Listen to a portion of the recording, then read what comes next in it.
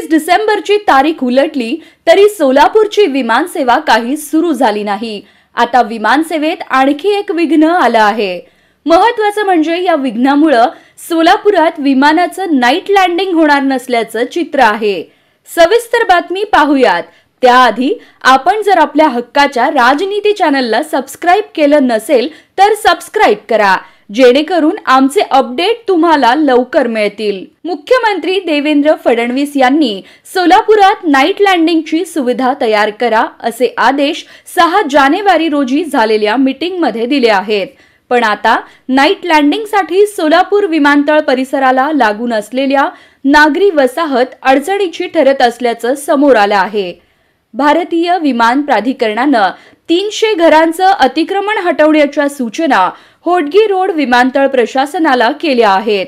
या नवीन आदेशामुळे प्रशासनाची डोकेदुखी वाढली आहे। 300 घरांचं अतिक्रमण काढणं अशक्य असल्याचं स्पष्टीकरण प्रशासनानं दिलं आहे। या अतिक्रमणामुळे 7000 नागरिकांना फटका बसणार आहे। सध्या नागरिकांमध्ये अतिक्रमण हा संवेदनशील विषय आहे, यामुळे प्रशासनाचे धाबे दणाणले आहेत।